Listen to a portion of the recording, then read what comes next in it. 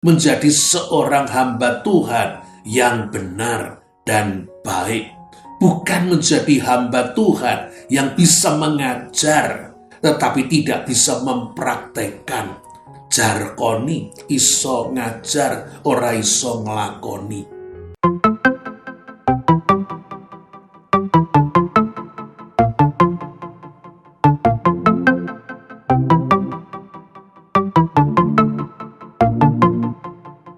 Shalom Bapak Ibu, Saudara-saudari, selamat bertemu kembali bersama dengan saya dalam seri Walking with God, masih dalam seri tokoh.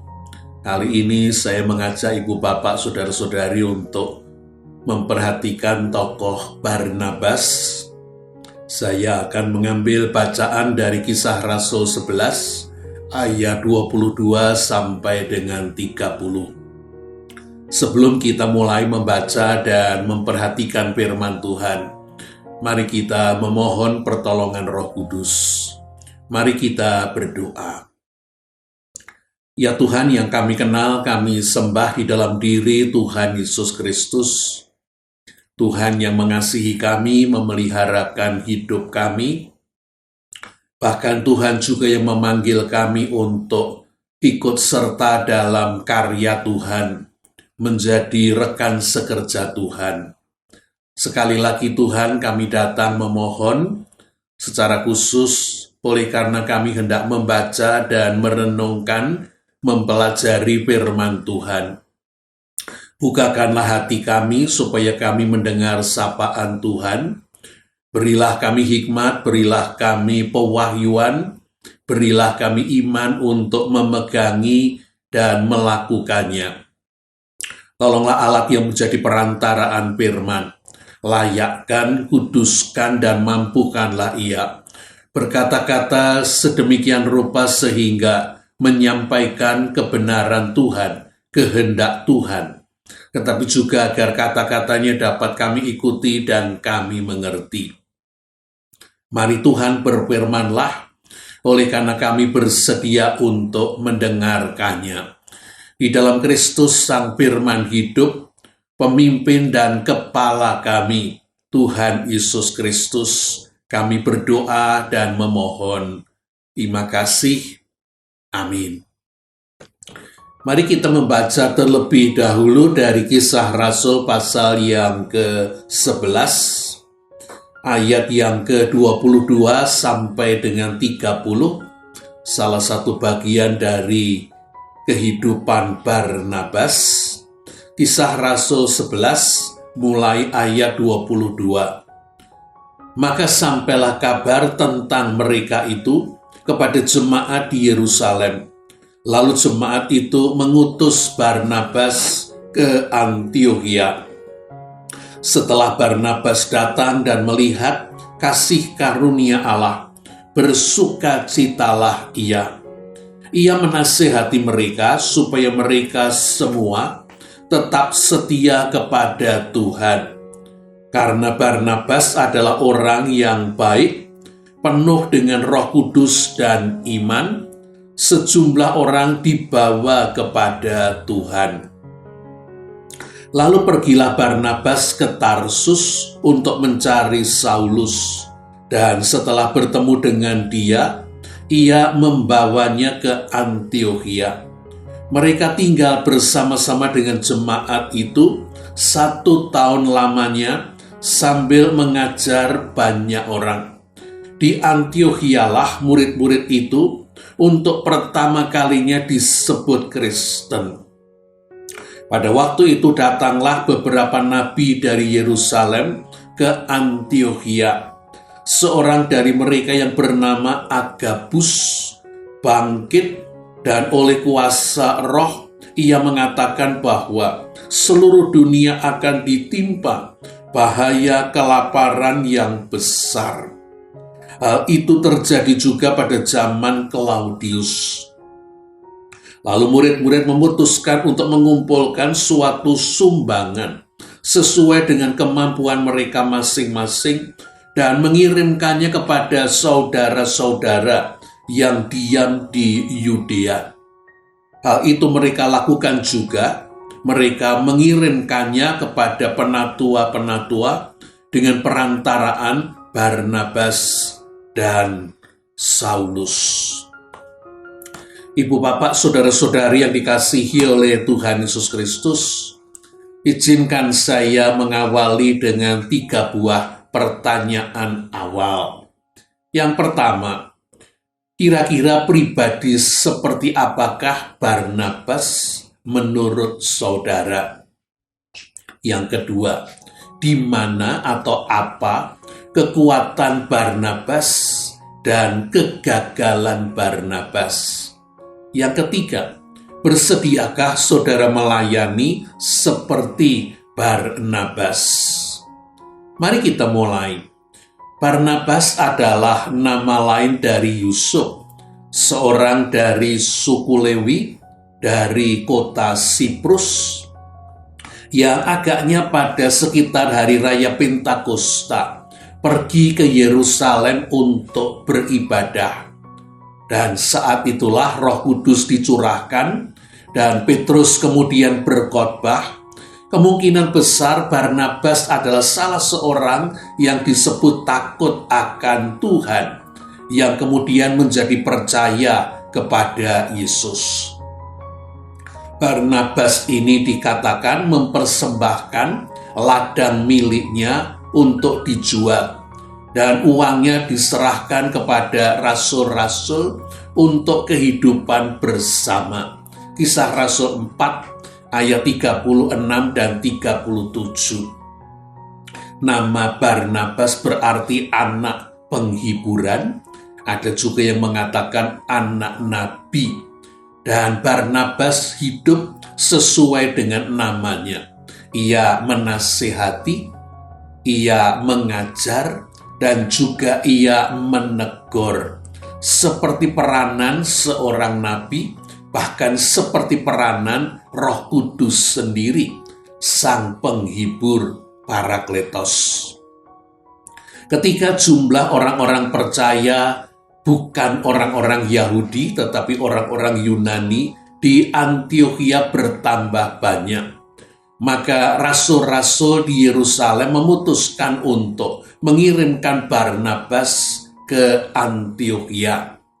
Pengiriman Barnabas ke Antiokhia merupakan sebuah pengakuan dan sekaligus juga penerimaan jemaat orang-orang bukan Yahudi tetapi Yunani oleh mereka yang ada di Yerusalem, jemaat yang kebanyakan mayoritas adalah orang-orang Yahudi. Dan jemaat Kristen di Antiokhia menerima dan menyambut Barnabas sebagai wakil, sebagai utusan dari jemaat di Yerusalem. Bukankah ini sebuah hal yang indah?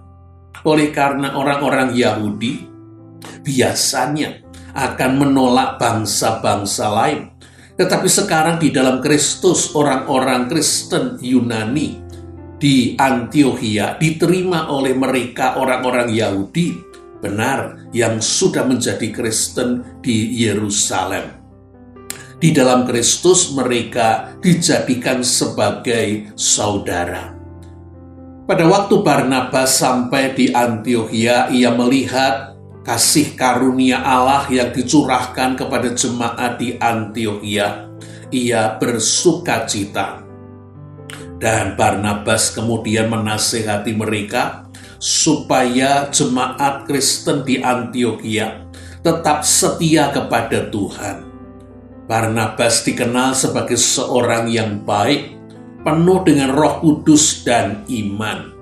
Barnabas kemudian memutuskan untuk tinggal di Antiokhia, dan ia membawa sejumlah orang percaya kepada Yesus. Ketika Barnabas di Antiokhia inilah, Barnabas mendengar tentang Saulus yang sudah menjadi pengikut Kristus. Dan Saulus yang saat itu menjadi sebuah pertanyaan teka-teki. Sebagian anggota jemaat tetap meragukan bahwa ia seorang pengikut Kristus. Sebagian mungkin mulai percaya oleh karena Saulus mengajar Oleh karena Saulus membuktikan bahwa Yesus adalah Sang Mesias. Di tengah-tengah perdebatan dan di tengah-tengah perbedaan pendapat tentang Saulus inilah Barnabas pergi ke Tarsus. Untuk apa? Menjemput Saulus. Lalu Saulus diajak pergi ke Antiokhia, tinggal bernama dengan Barnabas, dan kemudian mereka bersama-sama terlibat dalam kehidupan jemaat di Antiokhia, mengajar mereka. Barnabas dan Saulus sekitar 1 tahun tinggal dan bergabung dengan jemaat di Antiokhia. Kisah Rasul 11 ayat 25 dan 26. Jika kita memperhatikan, sesungguhnya Barnabaslah yang membuat Saulus diterima oleh jemaat di Antiokhia, bahkan kemudian menjadi pengajar di antara mereka. Barnabas sesungguhnya yang mendampingi Saulus. Barnabas ini bisa kita katakan sebagai mentor Saulus, pembimbing Saulus. Dan kemudian kita menemukan di jemaat Antiokhia ini di mana Barnabas dan Saulus melayani, untuk pertama kali disebut sebagai Kristen. Kata Kristianos, Kristen pengikut Kristus, sesungguhnya mulai sebagai sebuah ejekan. Kristus kecil untuk orang-orang pengikut Yesus. Tetapi nama ini kemudian dipakai oleh para pengikut Yesus. Merekalah orang-orang Kristen, pengikut Yesus. Kristianos, Kristen. Kisah Rasul 11 ayat yang ke-26. Dan ketika kemudian terjadi bencana, kelaparan, dan jemaat-jemaat ini termasuk di Antiokhia memutuskan untuk mengirimkan bantuan dana kepada jemaat-jemaat di Yudea, Yerusalem. Ternyata Barnabas dan Saulus yang kemudian diutus menyerahkan persembahan ini. Kisah Rasul 11 ayat 29 sampai dengan 30. Jadi, di Antiokhia inilah Saulus mulai berkembang dari seorang Farisi yang membenci pengikut Yesus. Dia menjadi seorang Kristen yang mengajar tentang Yesus sebagai Mesias, yang mengajarkan kebenaran-kebenaran yang diajarkan oleh Yesus.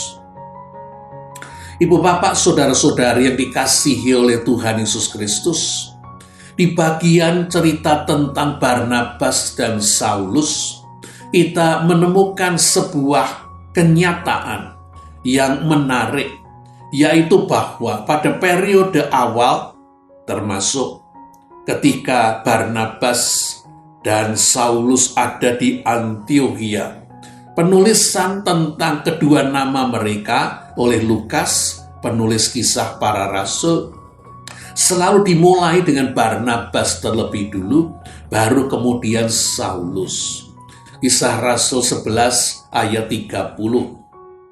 Kisah Rasul 13 ayat yang ketiga. Juga Kisah Rasul 13 ayat yang keempat. Tetapi di dalam Kisah Rasul 13 ayat yang ke-9, di sana dinyatakan bahwa Saulus kemudian berganti nama menjadi Paulus.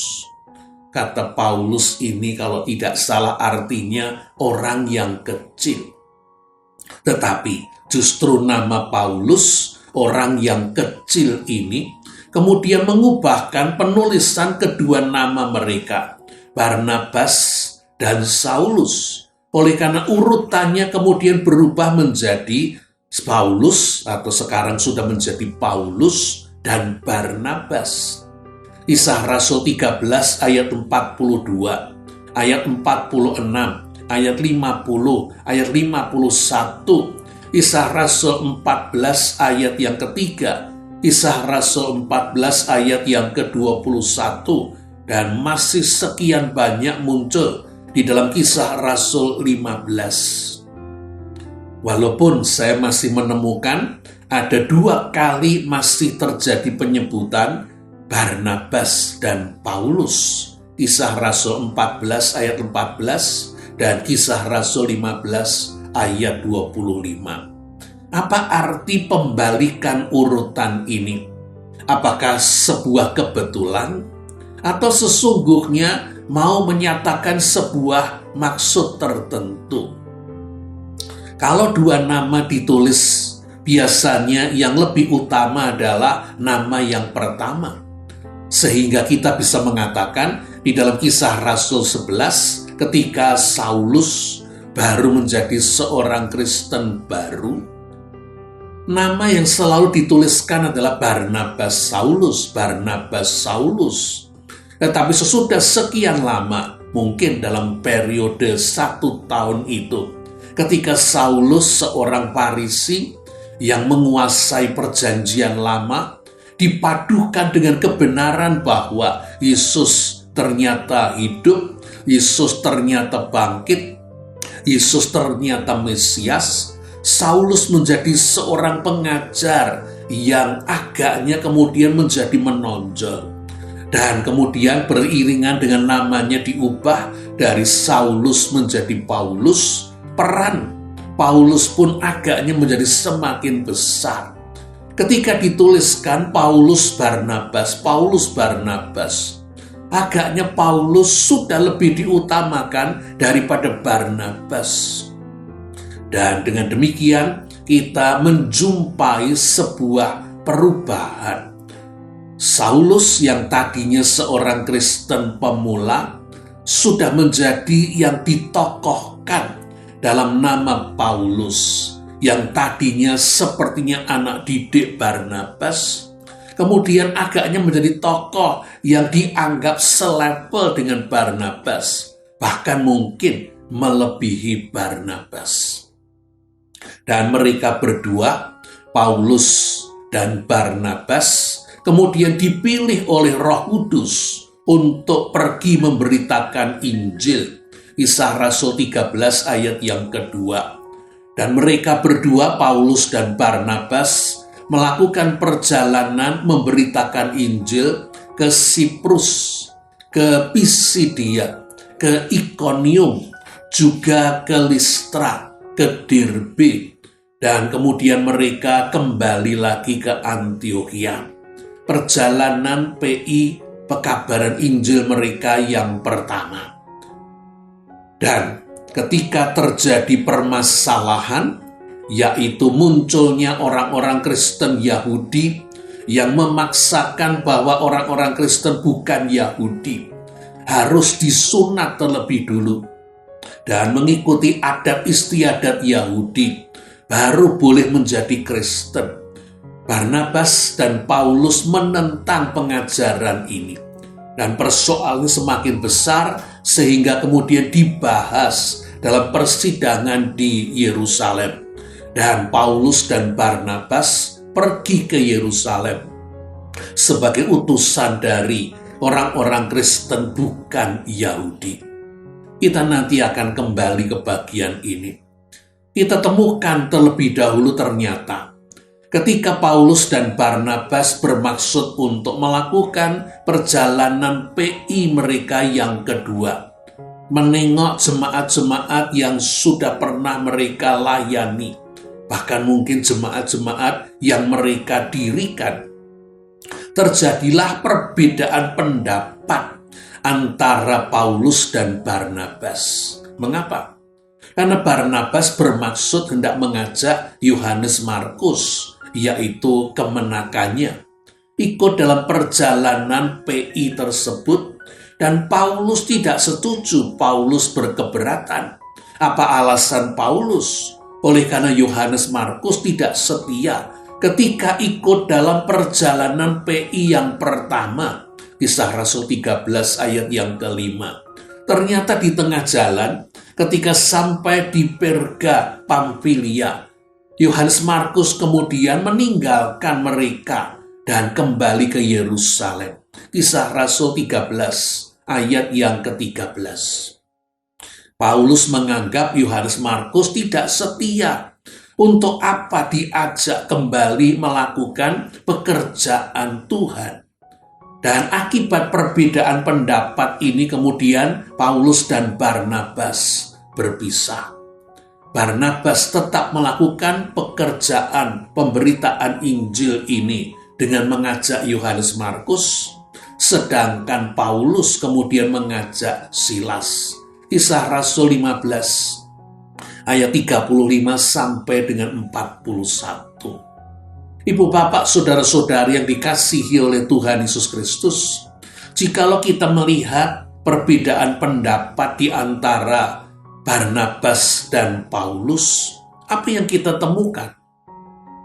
Perbedaan pendapat ini muncul oleh karena sikap mereka, oleh karena apa yang sesungguhnya mereka anggap penting. Paulus seorang yang lurus. Ya, tidak bisa ia di tengah jalan berubah menjadi tidak. Kalau sudah ikut perjalanan PI, ya mestinya ikut dari awal sampai akhir. Yohanes Markus berhenti di tengah jalan. Yohanes Markus tidak setia, tidak bisa diandalkan. Untuk apa diajak kembali? Itu Paulus. Tetapi Barnabas bukankah tipe seorang guru? Bagaimana seorang guru? Guru TK, guru SD, ketika anak-anak didik ini belum bisa membaca menulis, bahkan belum bisa mengerti disiplin yang namanya sekolah, bukankah para guru ini yang menerima mereka, mengajari mereka dengan lembut pelan-pelan, sehingga kemudian pada akhirnya anak-anak didik mereka bisa duduk dan mengikuti pelajaran, bisa menulis, bisa membaca, dan bahkan guru-guru berikutnya menerima anak-anak SD, anak-anak sekolah menengah pertama, SMP, anak-anak sekolah menengah atas, SMA, menyiapkan anak-anak didik untuk kemudian pergi studi di perguruan tinggi. Dan bahkan murid-murid yang kemudian lulus dari universitas, sebagian melanjutkan sekolah studinya. Ada yang kemudian lulus S2, master. Ada yang bahkan kemudian lulus S3, doktor. Bagaimana dengan guru mereka? Bukankah guru TK dan guru SD masih tetap menjadi guru TK dan guru SD? Bukankah mereka yang mungkin sejak dari awal lulusan pendidikan, sarjana pendidikan, sekian tahun, sekian puluh tahun mengajar, bahkan mungkin sampai pensiun, mereka tetap sarjana pendidikan? Mungkin ada yang kemudian bersedia studi menjadi S2 atau S3, tetapi bukankah tidak terlalu banyak?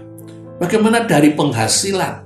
Bukankah guru TK sampai SMA penghasilannya juga, kalau kita menimbang-nimbang untuk guru di Indonesia, nyaris kurang, bukan? Mepet itu mepet sekali. Mungkin berbeda dengan guru, dosen di luar negeri.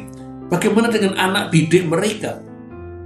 Bagaimana mereka yang S2, S3, memiliki posisi dan mungkin jabatan yang tinggi? Guru-guru yang menyambut ketika anak didiknya belum bisa apa-apa, masih belum cakap, masih belum mengerti banyak, belum berpengetahuan, belum terampil. Merekalah yang menerima, merekalah yang mengasuh, merekalah yang mengajari. Dan ketika kemudian anak-anak ini melewati mereka, bukankah guru-guru itu tetap dengan sukacita mendengar dan mengikuti kehidupan murid-muridnya? Bukankah Barnabas ini seperti seorang guru TK, SD, SMP, dan SMA? Dia yang menerima Saulus, dia yang mendampingi Saulus, dan ternyata kemudian Saulus menjadi lebih besar daripada dia. Barnabas juga tidak cemburu, tidak iri, Terbukti dengan mereka berdua tetap melakukan pelayanan pekabaran Injil bersama. Demikian juga dalam kasus Yohanes Markus ini. Mungkin bukan karena Yohanes Markus adalah kemenakan Barnabas, tetapi Barnabas itu seorang guru. Ketika ia menjumpai ada yang bisa dibantu, Yohanes Markus kebetulan keponakannya yang dalam perjalanan PI pertama belum bisa berkomitmen penuh. Barnabas ingin untuk mendampingi Yohanes Markus, ingin untuk mengajak lagi, melatih lagi, mendorong supaya Yohanes Markus kemudian memiliki komitmen yang baik, yang teguh, yang sungguh. Ia adalah ia. Itulah maksud Barnabas. Dan karena itu, ia mau menerima Yohanes Markus dan mengajaknya untuk melakukan pekabaran Injil, walaupun harus berpisah dengan Paulus.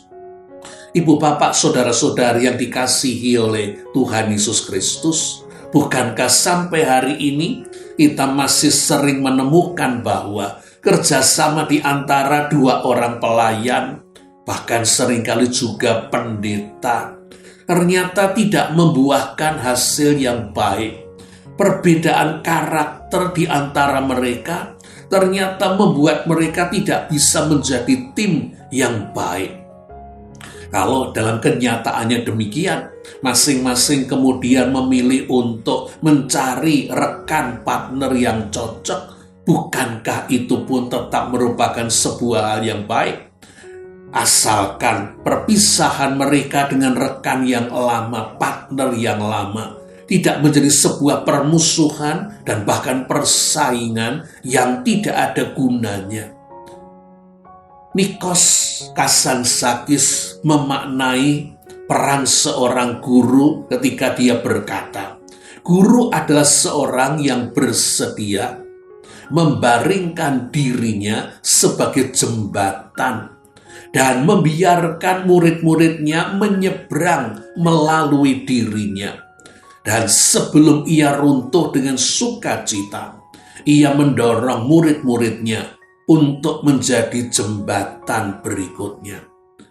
Barnabas bersedia untuk menjadi jembatan bagi Saulus. Barnabas bersedia untuk menjadi jembatan bagi Yohanes Markus. Ialah peran seorang guru, dan dia akan tetap melakukan sesuai dengan apa yang menjadi panggilan, dorongan jiwanya. Ibu, bapak, saudara-saudari yang dikasihi oleh Tuhan Yesus Kristus, apakah kita punya Barnabas dalam kehidupan kita? Orang yang menerima kita, orang yang mau mendampingi kita, orang yang mau berjalan bersama dengan kita. Ketika kita mungkin belum apa-apa, banyak kesalahan yang kita buat, terutama kita masih tidak tahu banyak, salah banyak, tetapi dengan tekun dia mendampingi, dia mengajari, dan kemudian dia melatih sehingga kita makin banyak tahu, makin lebih bisa. Siapa orang-orang yang berjasa dalam kehidupan kita? Adakah guru-guru sekolah pun sesungguhnya berharga di mata kita? Sekedar informasi, ketika saya ditabiskan sebagai pendeta, salah satu yang saya undang adalah guru kelas 1 SD saya. Dialah yang mengubahkan saya dari seorang anak yang tidak bisa apa-apa untuk kemudian menjadi seorang siswa yang kemudian bisa belajar, mengikuti pelajaran, duduk di bangku kelas. Siapa mentor ibu bapak saudara-saudari? Dan yang kedua, apakah ibu bapak saudara-saudari terpanggil untuk menjadi Barnabas, menjadi pembimbing, menjadi pendamping, menjadi seorang guru? Bapak, ibu, saudara-saudari yang kebetulan memang berprofesi sebagai guru mata kuliah tertentu maupun guru agama, Pertanyaan saya, maafkan, apakah ibu bapak saudara-saudari para guru ini sungguh-sungguh menjadi guru yang seperti jembatan, membaringkan diri seperti jembatan, dan mendorong murid-murid untuk berjalan melalui dirinya? Apakah ibu bapak saudara-saudari menjadi jembatan murid-murid untuk datang kepada Kristus, untuk mengenal Kristus, mengalami Kristus, dan kemudian bersedia untuk percaya, melayani, dan mentaati Kristus, dan menjadi jembatan berikutnya? Ibu bapak saudara-saudari yang dikasihi oleh Tuhan Yesus Kristus, apakah kita bersedia menjadi Barnabas, mendampingi seseorang, bahkan menolongnya untuk menemukan talenta dan karunia-Nya, menemukan panggilannya yang sesungguhnya ditetapkan dan dipercayakan Tuhan kepadanya, sehingga ia kemudian mulai melakukannya dan membawa hasil untuk kerajaan Allah, membawa berkat bagi orang-orang percaya, persekutuan gereja. Barnabas dalam kenyataannya berhasil oleh karena Rasul Paulus di dalam surat 2 Timotius 4 ayat 11, katanya 2 Timotius itu surat Rasul Paulus yang ditulis menjelang akhir hidupnya. Paulus mengatakan di dalam suratnya kepada Timotius supaya menjemput Yohanes Markus oleh karena pelayanannya penting bagiku. Paulus menganggap Yohanes Markus sekarang penting. Siapa yang mengubahkan Yohanes Markus dari meninggalkan pelayanan sehingga kemudian memiliki pelayanan yang oleh Paulus dikatakan penting bagi dia? Barnabas. Bukankah itu sukacita seorang guru, sukacita seorang pendamping ketika melihat anak didik dan anak bimbingnya kemudian melangkah, bahkan melewati dirinya di dalam melakukan tugas pelayanannya sebagai hamba kerajaan Allah, memuliakan Tuhan dan menjadi berkat? Adakah kita terpanggil menjadi Barnabas? Bapak, Ibu, saudara-saudari yang dikasihi oleh Tuhan Yesus Kristus, realitanya Alkitab dengan jujur mengatakan bahwa Barnabas yang dikatakan seorang yang baik, penuh dengan Roh Kudus dan iman, yang menjadi seorang penasehat, konselor, dalam kenyataannya juga memiliki kekurangan dan kelemahan. Hal ini kita temukan di dalam surat Galatia ketika Paulus menegur Barnabas sekaligus juga menegur Petrus. Apa sebabnya? Oleh karena Barnabas dan Petrus bersedia untuk makan bersama dengan orang-orang Kristen bukan Yahudi. Mereka duduk sebangku dan makan bersama. Tetapi ketika kemudian datang orang-orang Kristen, orang-orang Yahudi dari kelompok Yakobus, saya berpikir ini kelompok Kristen Yahudi garis keras yang tetap menghendaki supaya orang-orang Kristen bukan Yahudi untuk menjadi pengikut Kristus mesti lewat Yahudi dulu, mesti disunat, dan mesti mengikuti adat istiadat Yahudi.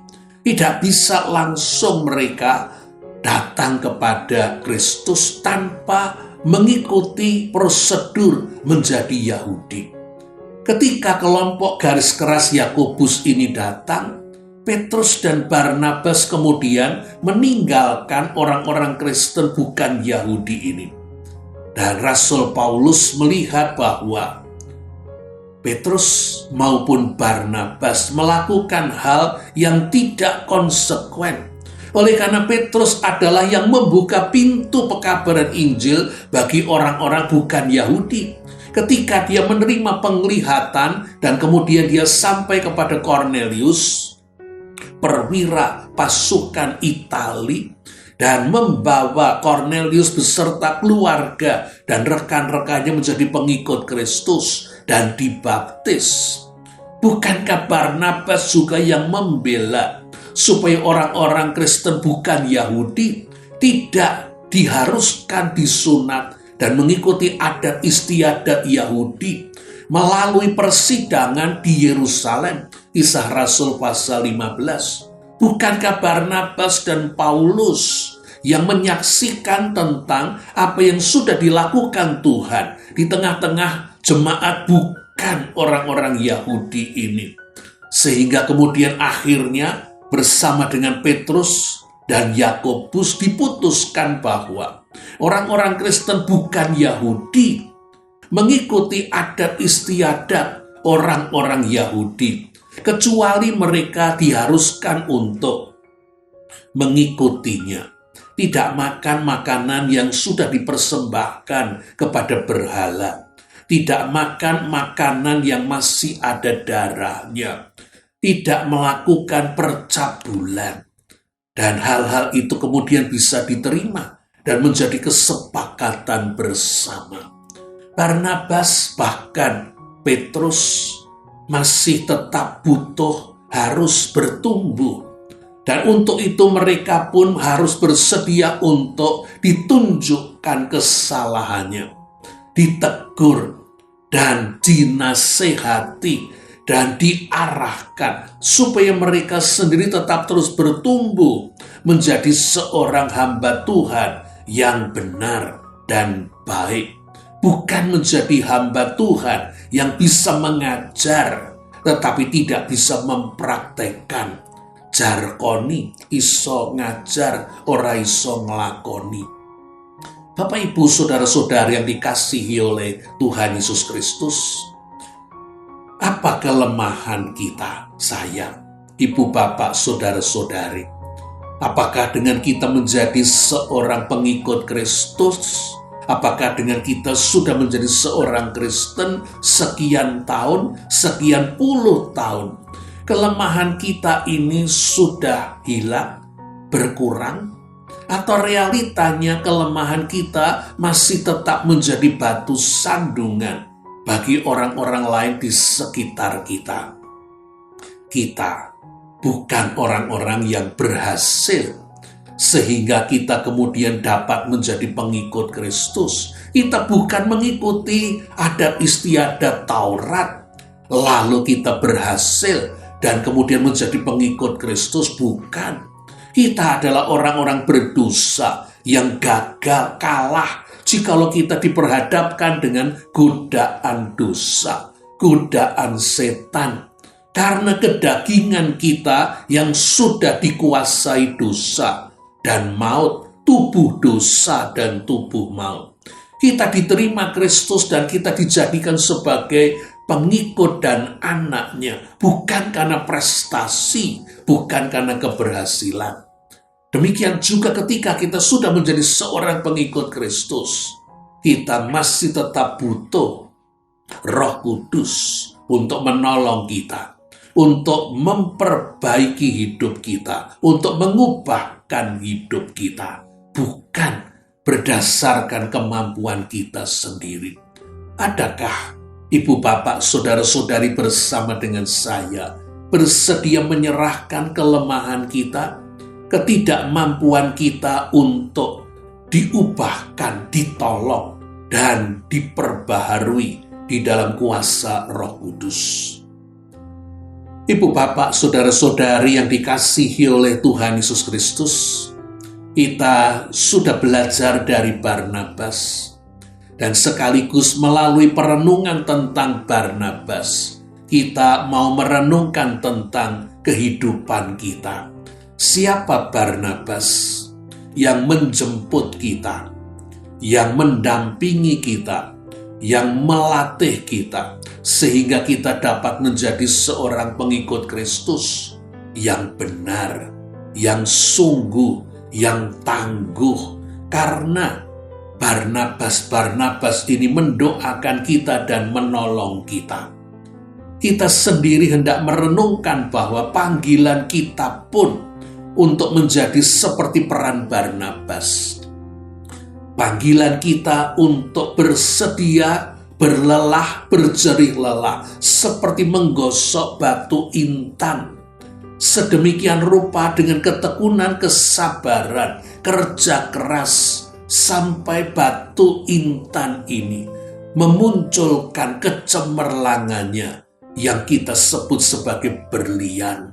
Panggilan kita untuk mendampingi seseorang, mungkin lebih dari seseorang, yang kemudian dari tidak bisa apa-apa, orang Kristen pemula, kemudian dapat menjadi seorang Kristen yang punya komitmen, yang mengasihi Tuhan, dan bahkan yang melekat kepada Tuhan sedemikian rupa, sehingga dia berguna bagi kerajaan Allah dan bagi gereja. Apakah kita bersedia untuk menjadi jembatan seperti para guru, seperti Barnabas? Bahkan apabila itu berarti anak didik kita akan melampaui kita, anak didik kita akan lebih menghasilkan di dalam kerajaan Allah. Kita bukan bersaing. Apa yang dihasilkan anak didik kita bisa jadi, ini pendapat saya pribadi, hasil anak didik kita besok oleh Tuhan akan dimasukkan menjadi kredit kita, hasil yang juga menjadi hasil kita, karena anak didik yang menghasilkan banyak itu adalah jerih lelah kita bersama dengan Roh Kudus yang menyirami, yang memupuk, yang merawat, sehingga dia menjadi seorang pelayan Tuhan yang berhasil.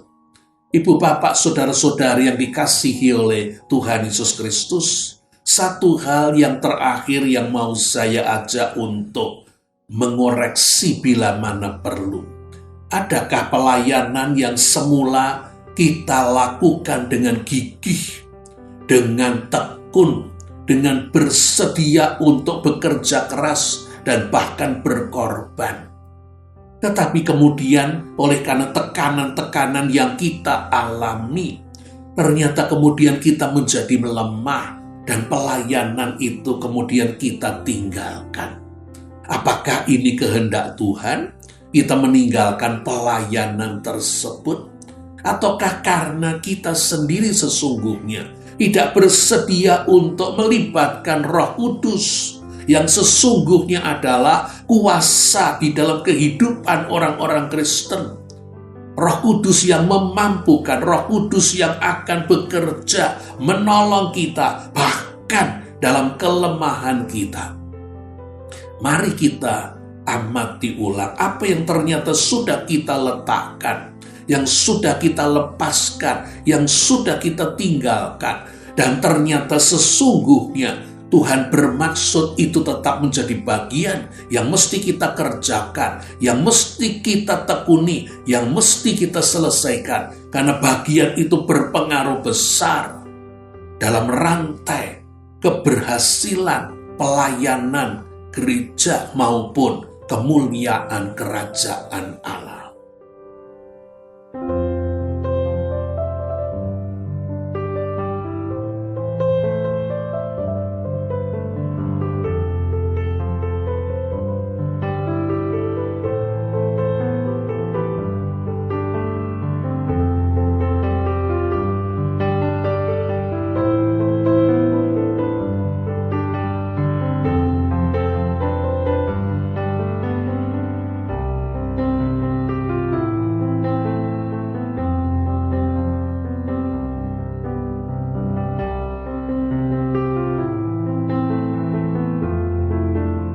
Adakah ibu, bapak, saudara-saudari, dan saya adalah Barnabas-Barnabas yang tetap melakukan fungsi dan peran seperti Barnabas yang kita jumpai rekan dari Paulus?